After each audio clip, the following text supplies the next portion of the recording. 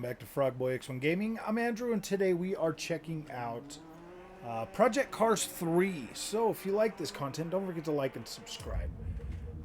Now, I brought Project Cars 3 on Steam so that we could talk about this game, because there is a lot of people did not like this and thought it was catering to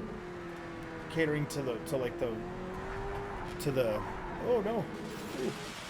Yeah, so thought it was just catering to the casual community, and you know, I mean, I can kind of understand exactly why they would feel that way, because it really does have there's a lot of stuff stripped out of this game. There's a lot that the hardcore sim community that plays, you know, Project Cars 2, you know, 1 and 2, were really hoping that this game would do better than previous entries into the series. And whoa, man! Ooh, as you can see, it's not all freaking. Like, it really does have the. It really does have the sim qualities. Got to get used to this. It's a little bit slippery. The tires are.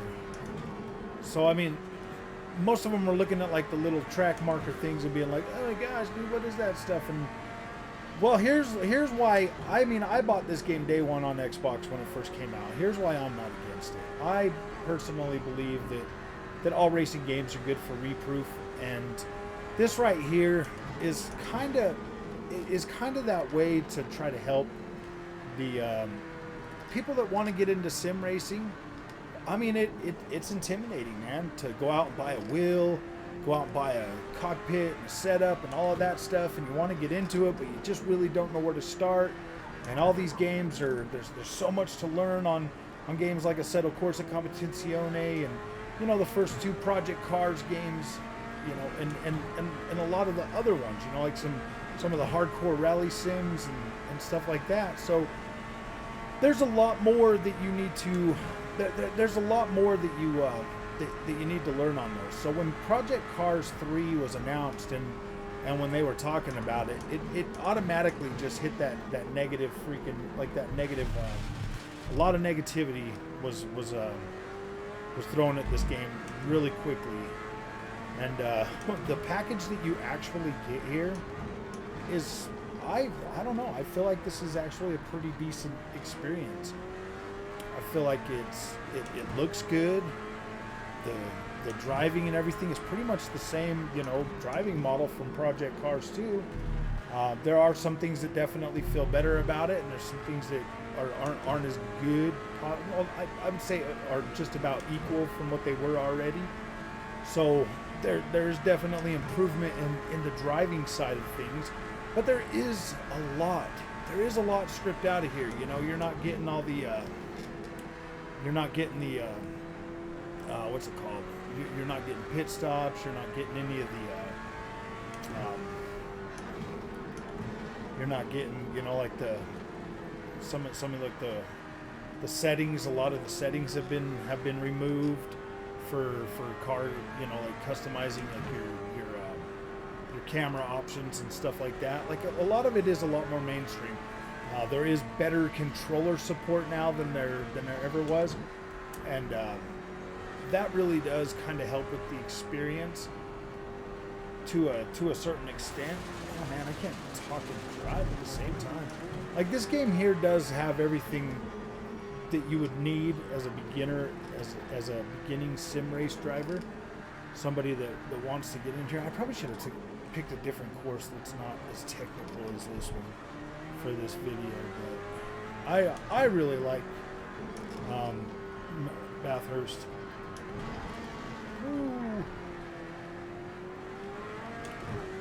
Like, this still, yeah, just setting this thing on professional, like, or experienced or whatever, definitely. It definitely feels pretty